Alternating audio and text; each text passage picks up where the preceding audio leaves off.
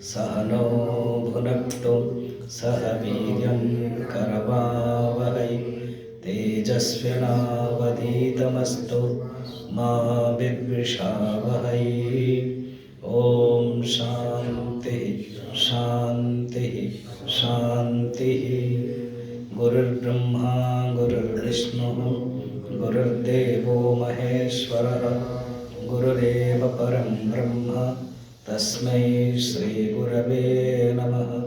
समस्तजनकल्याणे निरतं करुणामयं नमामि चिन्मयं देवं सद्गुरुं ब्रह्मविद्वरं सद्गुरुं ब्रह्मविद्वरम्। अब सर्वत्र राममय भारतवर्ष और भारतवर्ष के बाहर माहौल है। उस परम भगवान श्री राम के चरणों में प्रणाम। यहाँ का अधिष्ठाता देव भी है ब्रह्मचारी कौशिक जी और माता जी संयोग है। कल माता जी यहाँ आई थी और हमारे कौशिक जी ने जरूर निमंत्रण दिया और स्वीकार किया, ये बड़ी बात है। इस माध्यम से आपका दर्शन हुआ है। थोड़े समय के लिए सत्संग मिला है। मैं रियली जनकपुर गया था 2 दिन पहले, यहाँ से ही क्रॉस किया था। जयनगर उतर करके जनकपुर गए। बहुत दिन की इच्छा थी कि माता सीता के जनक महल आदि जो माता सीता के जितने कनेक्शन जगह है, स्थान है, दर्शन करें। सीतामढ़ी हम पहले भी गए थे, फिर इस बार भी मौका मिला परसों जाने के लिए। फिर कौशिक जी से मेरी बातें होती रहती हमेशा। कभी वो कुछ व्हाट्सएप देते तो मैं तुरंत आंसर देता हूँ और कॉल भी कर देता हूँ। तो सोचा कि चलो रुक जाऊँ, तो इसी बहाने मैं रुक गया और खुद अपनी तरफ से कह दिया कि मैं दिन के 11 बजे मैं आपसे मिलने के लिए आ रहा हूँ। तो उनका बहुत अच्छी बात है। फिर नेक्स्ट SMS में आया कि आप सत्संग लेंगे, तो हमने कहा चलो ये भी कर लेते हैं। तो हम मिलते। जब हम ट्रेन में आ रहे थे, कल एक ने पूछा आप कहाँ जा रहे हैं? हमने कहा कि लखनऊ, चिन्मय मिशन में सत्संग। तो ज़्यादा उनका संस्कार नहीं है, जैसे माता जी ने भी स्वामी अखंडानंद जी के बारे में कितना सुंदर बताया कि सिर्फ एक संत का शरीर का दर्शन करते हैं, आत्मा का दर्शन तो कोई दुर्लभ ही करता है। तो ऐसे वो सत्संग मैंने समझे नहीं क्या होता है सत्संग में। तो मुझे मौका मिल गया बोलने के लिए। ट्रेन में खाली भी है और वो फिर एक सुनने के बहाने दूसरे लोग आते हैं भी। और सब लोग आप अयोध्या जा रहे हैं, और ड्रेस के बाद पूछ ही लेते हैं अयोध्या। बोले नहीं, अयोध्या तो जा नहीं रहा हूँ, जनकपुर माता सीता के वहाँ से आ रहा हूँ। तब सत्संग के सुंदर अर्थ हमने 3 अर्थ बताया, जो माता जी ने इंगित किया, अभी संकेत दिया था। सत्संग का 3 अर्थ है। एक है, पहला जो अर्थ है उस दृष्टि से लेंगे तो अच्छा होगा, सूक्ष्म गहराई। जैसा भी सोनक जी ने कहा ना, तो सूक्ष्म गहराई है कि हमारे गौड़पादाचार्य की जो कारिका है बहुत सुंदर है, सुनकर बहुत अच्छा लगा। हरिद्वार में गौड़पादाचार्य, क्योंकि वो हमारे परंपरा के दादा है। वो तो शंकराचार्य देखा जाए दादा, तो ये परदादा है इसे देखा जाए। तो ऐसे महापुरुष जो सुखदेव जी की परंपरा है, सुखदेव जी के शिष्य प्रशिष्य में माना जाता है गौड़पादाचार्य। उन्हीं के नाम पर अगर सत आश्रम हो, उस आश्रम के नाम सुनते ही कोई पूछेगा ये गौड़पादियम क्या होता है, तो उसी से मौका मिल जाता है जिसको बोलने के लिए, है ना। ये बहुत बढ़िया है। ऐसे होना चाहिए जिसमें शंका पैदा करे, ऐसे होना चाहिए जिसमें जिज्ञासा पैदा करे, ऐसे होना चाहिए जिसमें ज्ञान पैदा करे। देखो ना, राम जन्मभूमि ऐसे हुआ कि इतिहास कितने जुड़ा हुआ है, और केवल भारत नहीं, पृथ्वी एक महोत्सव मनाया। तो ऐसे होना चाहिए। ये केवल एक अयोध्या का पर्व नहीं बना, राष्ट्रीय पर्व बना, एक संसार जगत का पर्व बन गया। तो इस छोटे से भी गौड़पादियम जब शब्द सुनेगा कोई अनजान व्यक्ति, पूछेगा वो क्या होता है, किसके नाम पर, कौन है, क्या है, प्रश्न आ जाएगा। तो सत्संग की जो मूल अर्थ है सत्संग, सत्य जो वेदांत में वर्णन किया गया है, जो परमात्मा का नाम है, सत चित आनंद है, सत्यम ज्ञानम अनंतम ब्रह्म है। जो सत परमात्मा का नाम है, परमात्मा का नाम ओमकार के बाद वेदांत शास्त्र में प्रसिद्ध अगर कोई शब्द है सच्चिदानंद, इसलिए बार बार बोल दिया जाता है ना, सच्चिदानंद महाप्रभु की जय कहा जाता है। तो वेदांत का भगवान का नाम है। जैसे भागवत में है ब्रह्म परमात्मा भगवान इति उच्यते। जो ज्ञानी लोग हैं उसी को ही ब्रह्म कहते हैं, और योगी लोग उनको परमात्मा कहते हैं, और भक्त लोग कहते हैं तुम हमारे भगवान हो। तो वेदांत ओम के बाद, ओम निर्गुण निराकार का प्रतीक है।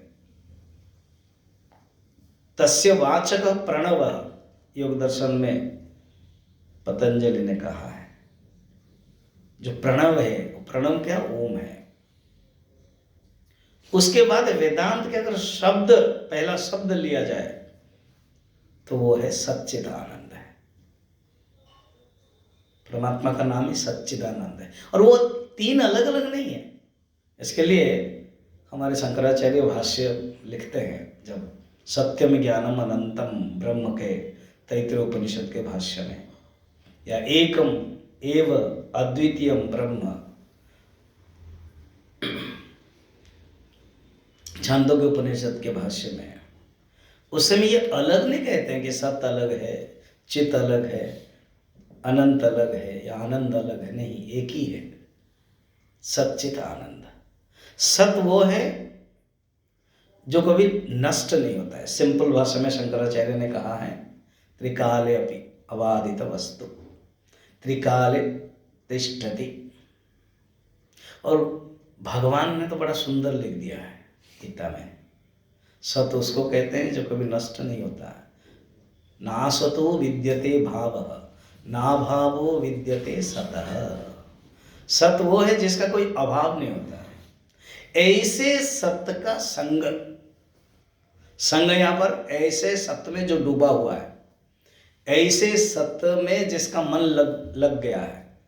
जैसे भगवान गीता में भी 6th अध्याय में कहते हैं, उसके मन में केवल आत्मचिंतन है। ध्यान के परिप्रेक्ष्य में शनै शनै उपरमेत बुद्ध्या धृति गृहीतया आत्मसंस्थं मनः कृत्वा न किंचित अपि चिंतयेत्। आत्मसंस्थं मनः कृत्वा, मन में और कुछ भी नहीं है, केवल आत्मसंस्थं, मन ही आत्मा बन गया। सत्संग मन सत्य परमात्मा में वो मर्ज हो गया, संग कर लिया, वो है लक्ष्य, साध्य है। प्रत्येक व्यक्ति को हर क्षण हर मोमेंट सत्संग करने का अर्थ है मन में सत्य की भावना आ जाना। जैसे कोई वस्तु है, ये वस्तु एक घड़ी है, तो ये मन के अंदर वृत्ति, ये घड़ी के जो आकार है वो आ जाती है, तब कहते हैं कि मन में घड़ी की वृत्ति आई, और तब हम जानते हैं कि ये घड़ी है। मन में इसी प्रकार सदाकार वृत्ति, अहम ब्रह्मास्मि वृत्ति जब आ जाता है, अर्थात मन ध्यान करते करते, मन साधना करते करते एक वृत्ति नहीं रहती है, एक चेतन हो जाता है, वो है असली सत्संग। पूज्य गुरुदेव इंग्लिश में बहुत सुंदर बताए, what is consciousness? Unconditional thought is consciousness. जो थॉट है वो अनकंडीशनल है, स्वामी जी अभी थॉट क्या है ना, कंडीशनल कॉन्शियसनेस थॉट है। थॉट है क्या, जब कॉन्शियसनेस कंडीशन बन जाता है, जैसे मैंने बताया जो वृत्ति है, मन की जो वृत्ति है कॉन्शियसनेस, वो घड़ी को एक आच्छादित कर देती है, घड़ी को कंडीशन बना देती है। देन उसके बाद ज्ञान हो जाता है वृत्ति का कि ये घड़ी है। तो कॉन्शियसनेस ही जब कंडीशन बनता है वो थॉट होता है। और ऐसे एक थॉट है सत्य के बारे में जो कोई कंडीशन नहीं है, इसको थॉट भी नहीं बोल सकते। इसलिए गुरुदेव बोलते थे लास्ट थॉट इज थॉटेड। वो मजाक में बोलते थे, माता जी से बोल रहे थे कि मैं 83 में ज्वाइन किया, तो गुरुदेव को मैं 83 से 93 10 साल तक मौका मिला सुनने के लिए। सिद्धबड़ी आप लोग तो सब गए हुए हैं। ये जो माइक का जी बैटरी का, वो स्वामी सुबोधान जी गुरु जी हमको ही सिखा दिया था। नेक्स्ट बैच हम पहले इनके साथ हम आ गए थे 6 महीना कि तुम, और मुझे सब छोटू बोलते थे, अभी भी छोटा ही तो बोलते सीखो।